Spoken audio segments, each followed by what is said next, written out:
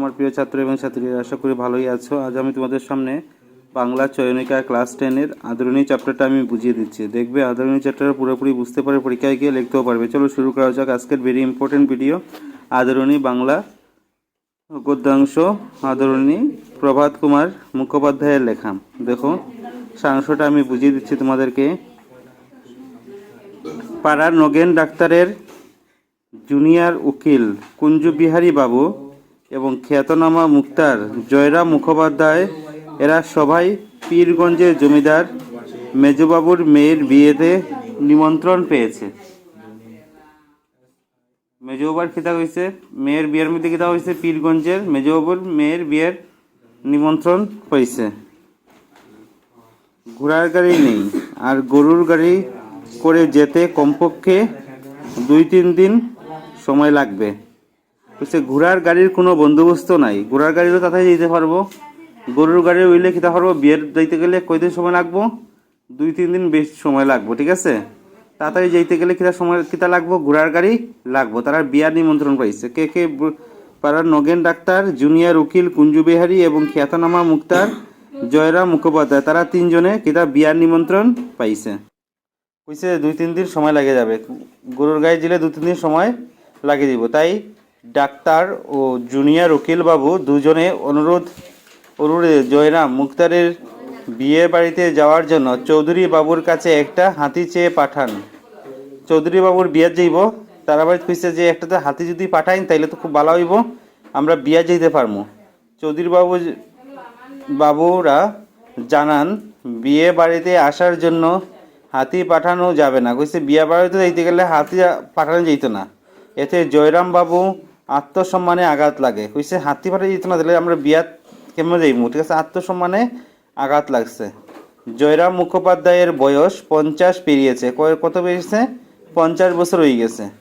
মানুষটি লম্বা, চাঁদের গায়ের রং আর একটু পরিষ্কার হলে গৌরবর্ণ বলা যেত, মানে গৌরবর্ণ লম্বা মানুষটা। ঠিক আছে, কাঁচা পাকা মিশ্রিত মোটা গোঁফ, মানে দাড়িগুলাতে আসলো মোটা, পাকনা দাড়ি আসলো, কাঁচা দাড়িও আসলো।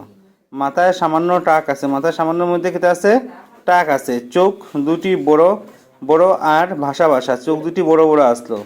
তার হৃদয়ে কোমলতা যেন তার 2 চোখ দিয়ে উঠছে পড়ে, তার হৃদয়ে কোমলতা 2 চোখ দিয়ে খেতা করছে, উঠছে পড়ছে। তার আদি নিবাস যশোর জেলায়। আদি নিবাস মানে পুরানা বাড়ি কই আসলো? যশোর জেলায়। এখানে যখন প্রথম মুক্তারি করতে আসেন তখন তার সহায়ক সম্পত্তি বলতে কিছুই ছিল না। যখন মুক্তারি করতে আইছে তখন তার কোনো সহায়ক সম্পত্তি কিছুই আসলো না। তিনি মুক্তারি করে প্রচুর টাকা উপার্জন করেন।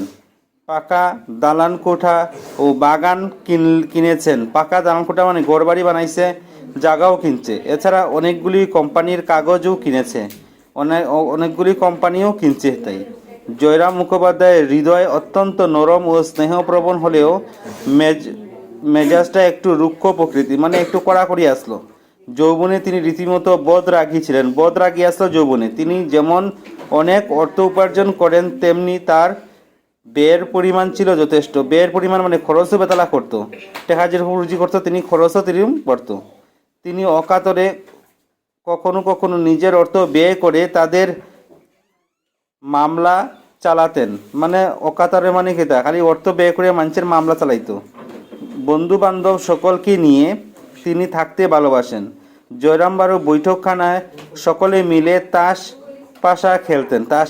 বৈঠকখানায় বইয়া তাস পাশা খেলতো। চৌধুরী বাবুর কাছ থেকে হাতি আসবে এই আশা নিয়ে তিনি বাগানে কিছুটা অংশ পরিষ্কার করে হাতি রাখার খাবারের জন্য বড় বড় পাতা শুদ্ধ কলা গাছ ও অন্যান্য গাছের ডালপালা ব্যবস্থা করেন। কিন্তু সন্ধ্যার সময় একজন চাকর চৌধুরী বাবুর ওখান থেকে ফিরে এসে জানান যে তারা জানিয়েছে যে বিয়ের নিমন্ত্রণ হয়েছে, তার জন্য হাতি কেন, গরুর গাড়িতে আসতে বলো। কইছে যে মনে করছে চৌধুরী বাবু তারে কিতা করবো, হাতি পাঠাইব বিয়ে বাড়ি যাওয়ার লেগে।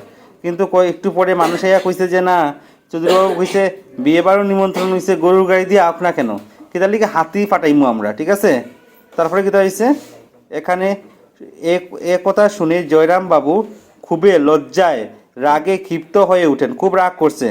চৌধুরী বাবুর এরূপ ব্যবহারে তিনি অপমানিত বোধ করেন, খুব অপমান বোধ করছে। তিনি জেদ করে বসলেন, হাতি ছাড়া তিনি কোনোভাবেই বিয়ে বাড়িতে যাবে না। তিনি জেদ করে বসে যে হাতি ছাড়া আমি তো কোনোদিনও কোনোভাবে বিয়ে বাড়িতে যেতাম না। তাই সে রাতেই খবর নিয়ে পরের দিন সকালে উমাচরণ লাহিড়ির কাছ থেকে 2000 টাকার বিনিময়ে একটি মেদি হাতি কিনে উমাচরণ লাহিড়ির কাছ থেকে একটা হাতি কিনে লিছে বিয়ে বাড়ি যাওয়ার লেগে। বাড়িতে হাতি নিয়ে আসা মাত্র গ্রামের সবাই এসে ভিড় জমালো। গ্রামের সব মানুষ ভিড় জমাইছে যে নতুন হাতি আইছে। মুখোপাধ্যায় মহাশয় বড় বউ মা হাতির কপালে তিলক সিঁদুর লাগিয়ে হাতিটিকে বরণ করে, তিলক সিঁদুর লাগিয়ে হাতিটার কিতা করছে, বরণ করছে। হাতির নাম রাখা হয়েছে আদরুনি। হাতির নাম রাখা হয়েছে কিতা, আদরুনি। চ্যাপ্টারের নামটাও কি, আদরুনি। পীরগঞ্জে নিয়ে নিমন্ত্রণ রক্ষা করে পরের দিন বিকালে মহারাজের কাছে হাতি পিঠে চড়ে দেখা করতে যান। মহারাজের কাছে হাতির পিঠে করে দেখা করতে যান। মহারাজ কার হাতি জানতে চাইলে জয়রামবাবু তাকে হুজুর বাহাদুরের হাতি বলেই কিছুটা অপমানিত করার চেষ্টা করেন। বাহাদুরের হাতি বলে কিছু অপমানিত করার চেষ্টা করছে। পরে সমস্ত ঘটনা বন্ধু বান্ধবের বিস্তারিতভাবে কইছে। এই ঘটনার পর দীর্ঘ 5 বছর অতিবাহিত হয়। মুক্তার জয়রাম অবস্থার অনেক পরিবর্তন সাধিত হয়। নতুন নিয়ম পাশ করা শিক্ষিত মুক্তার জেলা কোর্টে ভরে গেছে। মানে মুক্তার আইয়া জেলা কোর্টে নতুন পাশ করা মানুষ আইয়া ভরে গেছে, মানে উকিল আইয়া ভরি। মুক্তার মিনস কি, উকিল আইয়া কি করছে, পুরা মানে ভরি গেছে। মুক্তার জেলা কোর্টের মধ্যে নতুন উকিল আইছে। পুরানো ব্যবসা আর কেউ কদর করে না। কিছু কদর করে না। ধীরে ধীরে মুখোপাধ্যায় মহাশয় আয় কমতে শুরু করলো। ধীরে ধীরে মুক্তারের আয় কেটা করছে, কমতে শুরু করছে। পরে অপরদিকে তার সংসারের ব্যয়ভার বাড়তেই চলেছে। মুক্তার মহাশয় 3 ছেলে। মুক্তার মহাশয় মানে উকিলের কয় ছেলে আসলো, 3 ছেলে। প্রথম 2 ছেলে কাজ করে না। কোনো কাজ করে না, কেবল আনন্দ ফুর্তি করে দিন কাটায়। 2 ছেলে কোনো আনন্দ ফুর্তি করে দিন কাটায়। ইংরেজি না জানার জন্য জয়রাম মুক্তার এজলেসে যেতে ইচ্ছা প্রকাশ করে না। এজলেস মানে কি, কোর্টে যেতে ইচ্ছা প্রকাশ করে না, কারণ অনেক ছোট উকিলরা ইংরেজি অনর্গলে কথা বলে, যা জয়রাম বাবুর বোধগম্য হয় না। তারা অনর্গলে কথা বলে, জয়রাম মুখোপাধ্যায় কোনো মানে বুঝতে পারে না। জয়রাম মুখোপাধ্যায় কি তা বুঝতে পারে না। একদিন দায়রার একটি খুনের মোকদ্দমা আসে। মানে কোর্টের মধ্যে একটা খুনের মোকদ্দমা, মানে একটা খুনের কেস আইছে। এই মোকদ্দমায় আসামি জয়রাম মুক্তারকে নিজের মুক্তার হিসাবে নিযুক্ত করে। জয়রাম মুক্তারকে কি তার একজন মুক্তার হিসাবে নিযুক্ত করেছে। একজন নতুন ইংরেজ জজ সাহেব এজলাসে উক্ত মোকদ্দমা বিচারের প্রক্রিয়া আরম্ভ করে। একজন ইংরেজ বিচারের প্রক্রিয়া আরম্ভ করছে। 3 মাস ধরে মোকদ্দমা চলে। অবশেষে জয়রাম মুক্তার জজ সাহেবের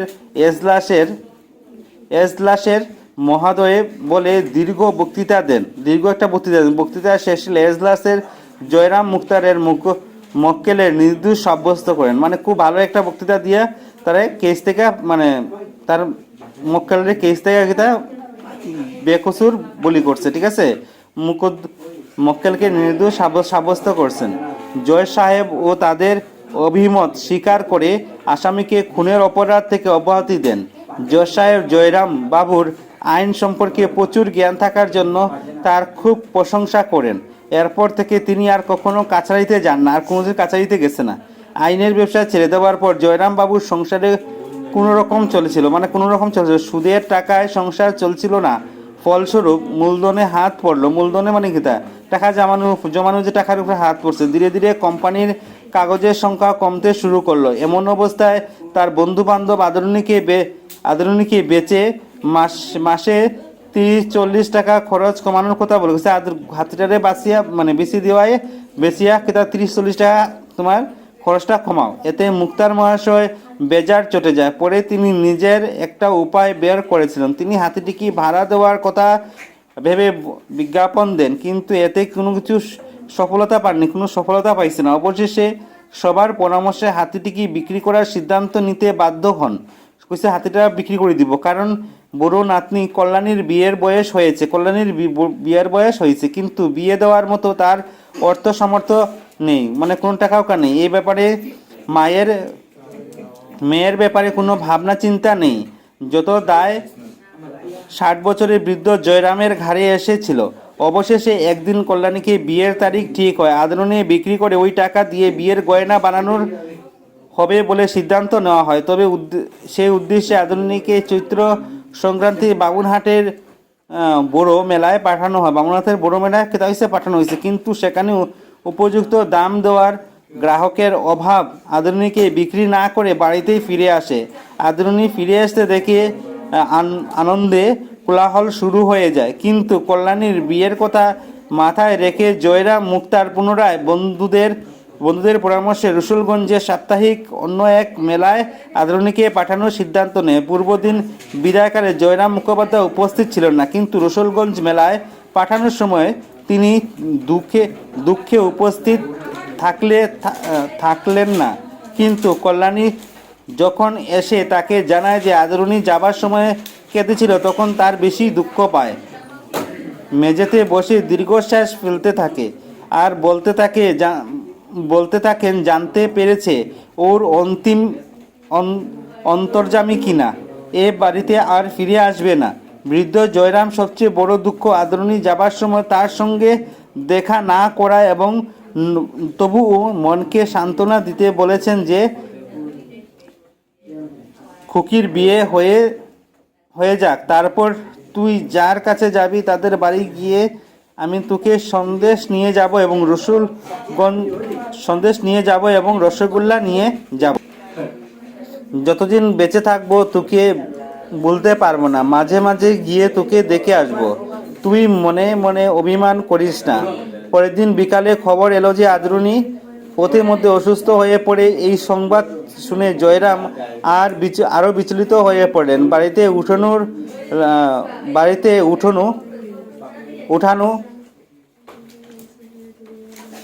বাড়িতে উঠানে পাগলের মতো পায়চারি করতে থাকেন এবং বলতে থাকেন, আদরণী অসুখ যন্ত্রণায় ছটফট করছে, আমাকে দেখতে না পেলে সে সুস্থ হবে না। আমি আর দেরি করতে পারবো না। রাত্রি 10টার সময় গাড়ি ছাড়লো। পরের দিন সকালে গন্তব্যস্থলে পৌঁছে বৃদ্ধ দেখলেন সব শেষ হয়ে গেছে। আদরণী বিশাল দেহখানা আমবাগানের ভেতরে পড়ে আছে। এ নিশ্চল নিস্পন্দন। বৃদ্ধ ছুটে গিয়ে আদরণীর মৃতদেহের কাছে লুটিয়ে পড়েন। তার